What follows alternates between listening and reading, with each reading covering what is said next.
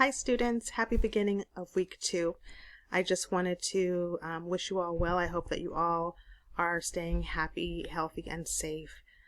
I wanted to go over a few reminders for this week. I don't normally do video intros each week, but I wanted to do it number one so that I can get to know some of you that are new to the course, and also so that I can model for some of you who maybe have opportunities to post videos of yourself and maybe a little bit hesitant to, but I just want to show you that it's okay and you don't have to be shy, but I totally understand if you are.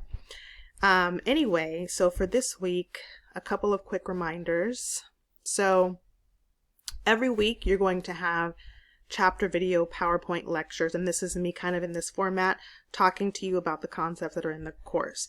What I want you to keep in mind though is that for each of these chapter video PowerPoint lectures, they are requirements before you can move forward. So if you don't view them, you'll notice at the bottom in the module, you'll see the little word view. That means that it's a requirement. So anytime you see the word view under something in a module, it means it's a requirement. If you see submit, that means that that assignment is a requirement. If you see view, again, so these are all the requirements. So in other words, if you choose to try to skip over something, you're going to find out that you're going to be locked out of the subsequent module. So I just wanted to let you know that. I'll have lots of students emailing me saying that they're locked out of assignments or that they can't move forward, and this is the reason why. So you have to make sure that you are viewing all of the video PowerPoints, anything that tells you that you have to view it or that you must submit it, like discussions, that means that is a requirement before you're able to move on in the module. So I'm not trying to lock anyone out. These requirements or prerequisites are put in place so that students make sure that they have access to the content, that they're not skipping around, and that you're viewing the material that I feel is really important for you to be able to really engage in the class and to get the most out of it. So that's here highlighted in yellow, just as a reminder. So again, if you are locked out of something, Canvas will always give you a message, an error message, letting you know what it is that you need to complete before moving forward. So that saves you the time from emailing me asking me why you're locked out. I'll just simply direct you and say, hey, when you're locked out, Canvas will let you know what assignments you're missing in order for you to have access to move forward in the module. So something else to point out, each week we have at least one discussion. So this week it'll be discussion number 2, all children are special. Now, if you notice, and those of you who've had me before, you notice that we do have criteria for the amount of words that you have in your responses. So for your initial response, that means your first post where you're responding to the prompt should be at least 250 words. And then your subsequent responses to your peers, there should be 2 peer responses. Each of those peer responses should be at least 150 words. So 150 words is approximately 1 paragraph, and 250 words is approximately 2 paragraphs.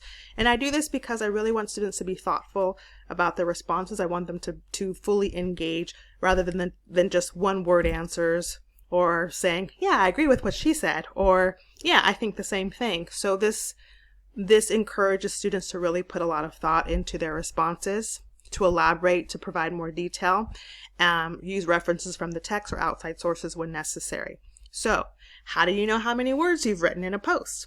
Super easy. Canvas makes it super duper easy. So when you're typing, if you notice in my response, when you're typing in the text box for a discussion forum response, you'll notice this word counter here is keeping track of how many words that you're typing. So you see here, I've written 2 sentences, and that was about 47 words. So I wouldn't want to submit this for a discussion because I know I wouldn't get full points. I've only got 47 words. So just make sure that you're using this word counter to help guide you, just so that you are aware of how many words that you are submitting. So for your initial response, those responses are worth 6 points. So if you've got less than 250 words, you wouldn't earn the full 6 points. For each of your peer responses, those are each worth 2 points each.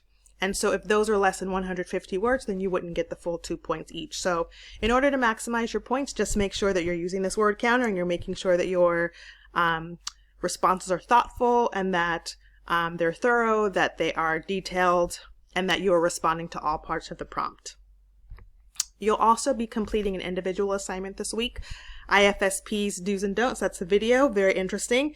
Make sure the video will tell you to make some judgments about the IFSP meeting. IFSP stands for Individualized Family Service Plan. It's an IEP before a child turns 3 years old.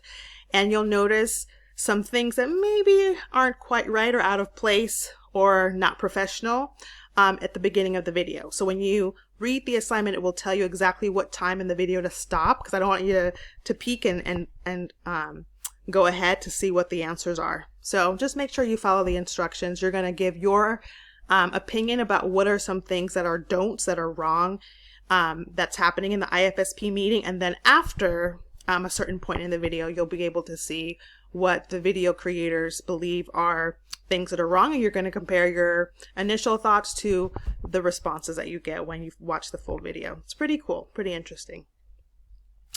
Something else I want to point out, make sure you please upload your profile photo. Most of you have done that, so I appreciate that so much. If you don't upload your profile photo in the second week, then when I do grade your student introduction post, you won't get full credit. I think it's really important for us, especially in an online class, to try to humanize the class. That's another reason why I take time to create videos. Think about when you're on social media and someone does not have a profile picture. We usually think something is a little bit off. Maybe that person is maybe a bot, or that person just isn't very active. They're not very engaged.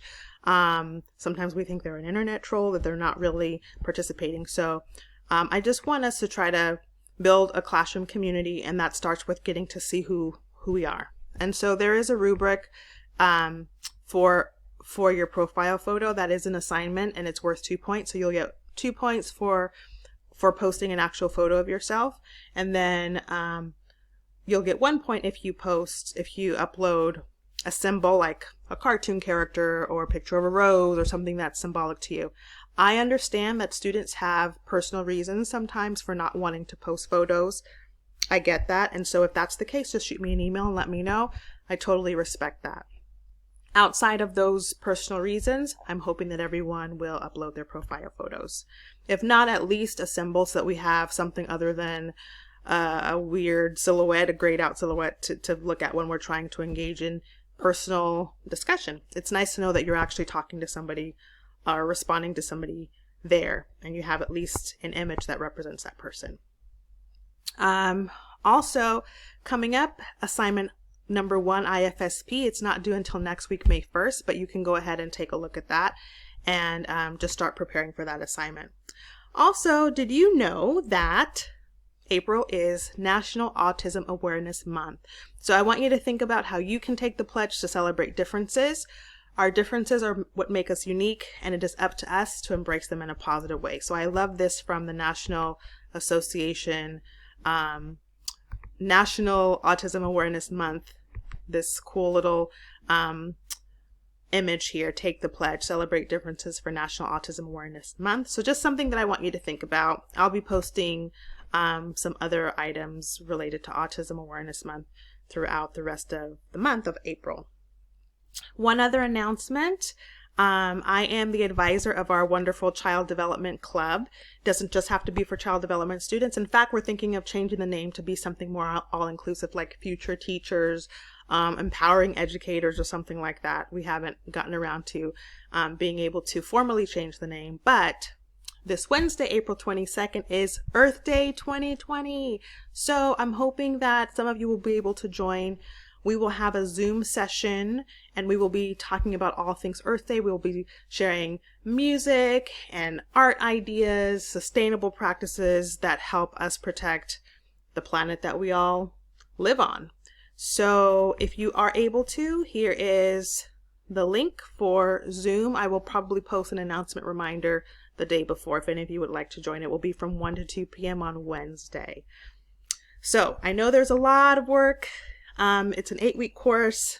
It goes at a pretty healthy pace. Luckily for this class, because CD44 and CD45 are kind of like one textbook split in half. You have it easier than some classes in that you only have 1 or maybe 2 chapters a week. So hopefully it's pretty manageable. I'm here for you if you need help. I do my best to try to answer emails Monday through Friday. Weekends, I'm trying to reserve that time for family time. So if you can, I know that sometimes assignments are due on Sundays, but if you can, please try to email me about those assignments during the week. So that means if you're starting an assignment on Sunday and you have no idea what's happening, I may not be able to respond to your email in a timely manner for you to be able to get your question answered in order to complete the assignment. So there is a Q&A discussion that I posted for students. And so you are all a very great resource for one another. And so I hope that you use that Q&A discussion forum. It'll be open throughout the whole semester that you can ask one another questions, because we have almost 100 students in this class, guys. So I would love to be able to answer all of your questions quickly, but it's just not really possible all of the time. And so you all can be a great resource for one another. So anyway, that's all for now. I hope you all have a wonderful week and that you continue to stay healthy and safe. See you soon.